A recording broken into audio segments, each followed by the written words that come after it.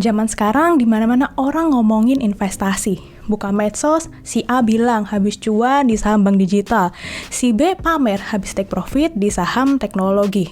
Si C koar-koar katanya saham tambang paling bagus. Di satu sisi ini bagus sih, karena berarti orang-orang sudah mulai aware terhadap investasi. Tapi di sisi lain, buat orang-orang yang masih awam dan pemula, ini bisa bikin mereka overwhelmed, bingung mau pilih yang mana, ujung-ujungnya FOMO, dan nyangkut karena ikut-ikutan beli di atas, akhirnya harga sahamnya pas turun besoknya. Padahal kita tahu kalau beli aset investasi itu harusnya kita analisis dulu. Kita perlu kenalan dulu produk ini tuh keuntungannya gimana dan risikonya gimana. Jadi kita nggak bisa sembarangan beli. Sementara untuk investor pemula, nggak semua orang punya knowledge, pengetahuan, dan waktu untuk melakukan analisis itu. Kalau kalian salah satu dari investor tersebut, ada satu produk investasi yang cocok buat kalian. Namanya reksadana. Yuk kenalan!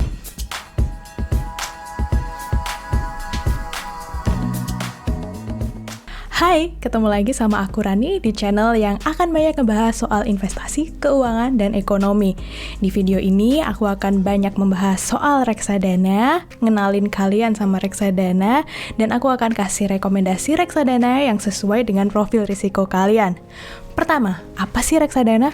Reksadana itu adalah suatu wadah untuk mengumpulkan dana dari banyak investor. Dana ini kemudian akan dikelola oleh manajer investasi dan dibelikan portfolio keuangan tertentu. Misalnya, kalau kita beli reksadana saham, berarti dana kumpulan dari berbagai investor tadi akan dibelikan manajer investasi berbagai kumpulan saham. Kalau kita beli reksadana obligasi, berarti dana kita akan dibelikan kumpulan obligasi. Mudahnya, kalau kita beli reksadana, berarti kita menitipkan uang kita ke manajer investasi untuk dikelola ke portfolio keuangan yang bagus. Pertanyaannya adalah, kenapa sih kita mesti beli reksadana? Kenapa kita nggak langsung beli sahamnya aja? Jawabannya simple teman-teman. Nggak semua orang punya knowledge atau pengetahuan dan waktu untuk menganalisis individual saham tersebut. Kayak yang aku bilang di awal tadi, daripada kita FOMO, ikut-ikutan terus akhirnya nyangkut, mendingan kita titipin aja uang kita ke manajer investasi. Manajer investasi ini tentunya berpengetahuan, berpengalaman, dan mereka juga tersertifikasi karena nggak semua orang bisa jadi manajer investasi. Alasan kedua adalah return dari reksadana ini menurutku sangat menarik. Kalau kita lihat selama 1 tahun terakhir, reksadana saham itu bisa ngasih keuntungan sampai 33%. Reksadana pendapatan tetap bisa 10-11%.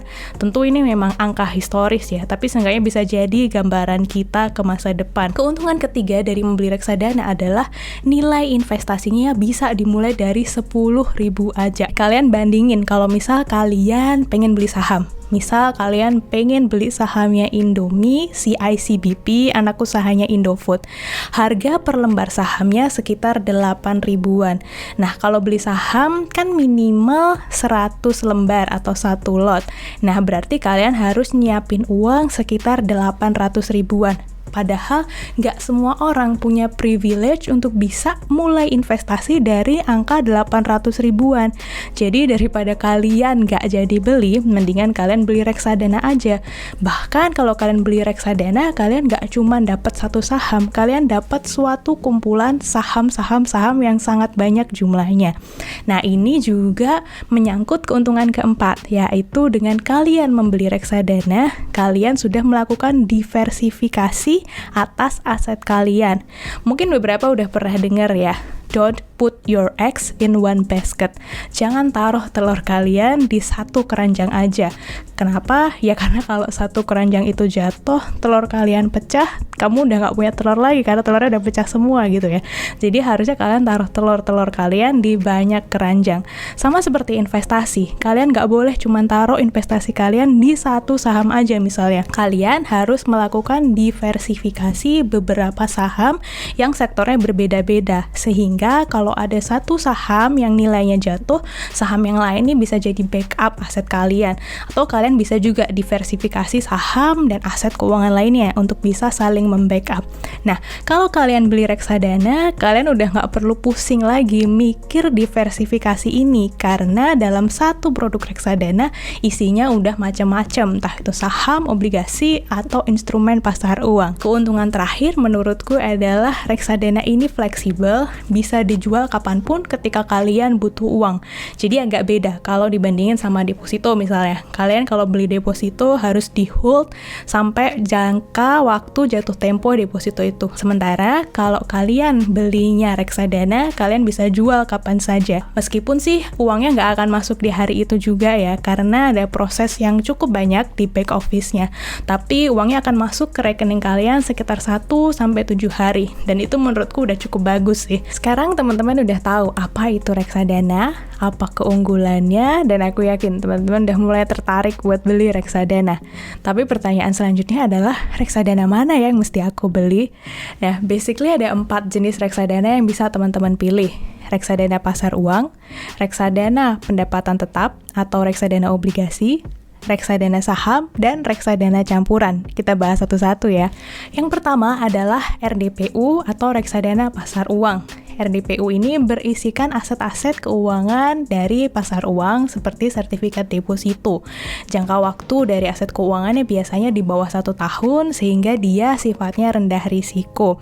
Kita bisa lihat bahwa dia rendah risiko dari grafik-grafik RDPU. Jadi grafik NAB RDPU ini selalu naik garis lurus ke atas. Jadi ibaratnya dia harganya nggak pernah turun dan nggak pernah rugi.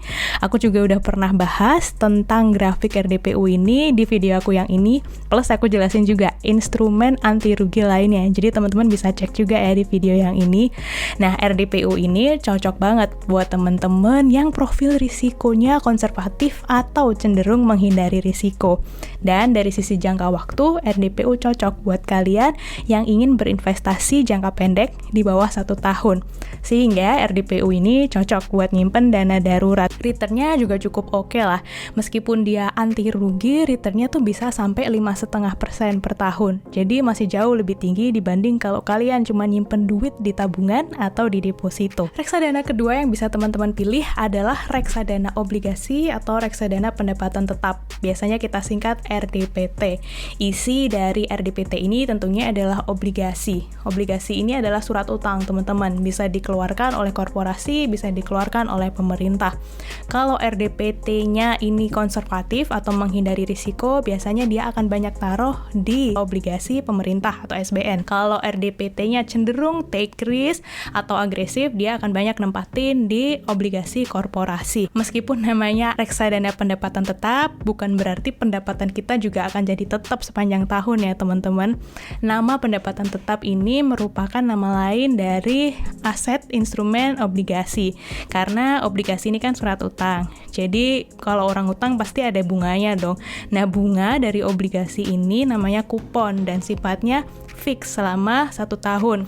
Misal kita beli obligasi korporasi A, kuponnya adalah 10% per tahun. Atau kita beli obligasi B, kuponnya 11% per tahun. Reksadana pendapatan tetap ini cocok buat kalian investor yang profil risikonya moderat, udah bisa menerima sedikit penurunan di nilai investasi kalian, tapi kalian juga expect keuntungan yang lebih tinggi. Karena RDPT ini biasanya bisa kasih return sampai dengan 10-11% tergantung kondisi. RDPT ini cocok buat kalian yang ingin menyimpan dana di periode menengah, misalnya 3-5 tahun. Reksadana ketiga yang bisa teman-teman pilih adalah reksadana saham. Sesuai namanya, isinya adalah sekumpulan saham. Dan karena saham itu sifat harganya naik turunnya cukup tajam dan cukup volatile dibanding aset keuangan lain, maka reksadana saham ini lebih cocok buat kalian yang profil risikonya agresif dan bisa menerima risiko. Tapi untuk mengkompensasi risiko itu juga returnnya paling gede. Jadi potensi return dari reksadana saham bisa sampai 33%. Tentu ini cuma gambaran di masa lalu ya. Kedepannya bisa lebih tinggi atau bisa juga lebih rendah. Reksadana saham ini cocok buat teman-teman yang ingin invest jangka panjang. Jenis reksadana keempat yang bisa kalian pilih adalah reksadana campuran. Ini cocok buat kalian yang bingung mau beli reksadana apa.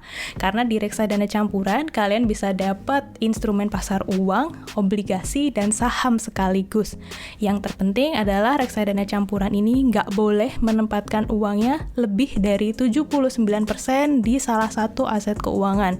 Jadi misal reksadana campurannya sifatnya konservatif atau menghindari risiko. Dia bisa nempatin 79% maksimal di instrumen pasar uang misalnya. Terus sisanya dia taruh di obligasi dan saham. Atau kalau reksadana campurannya sifatnya agresif, dia bisa taruh 79% di saham, sisanya di obligasi dan di pasar uang. Kalian bisa cek komposisi ini di fact sheet dan di prospektus reksadananya, dan bisa kalian sesuaikan juga dengan profil risiko kalian. Nah, sebenarnya selain 4 jenis tadi, ada jenis reksadana lain, misal reksadana terproteksi atau reksadana indeks, tapi sifatnya cenderung lebih advance, jadi mungkin kita akan bahas di video yang lainnya. So, kesimpulannya reksadana itu cocok banget buat kalian investor pemula yang belum memiliki pengetahuan dan waktu untuk menganalisis aset keuangan satu persatu. Ibaratnya daripada kalian gak jadi beli atau FOMO terus nyangkut, mendingan kalian percayakan aja uang kalian ke manajer investasi. Lagi pula pilihannya juga banyak, bisa kalian sesuaikan dengan profil risiko kalian. Kalau kalian sendiri gimana? Udah punya reksadana atau belum? Atau kalian punya opsi investasi lainnya yang cocok buat pemula? Komen ya di bawah. Thank you for watching.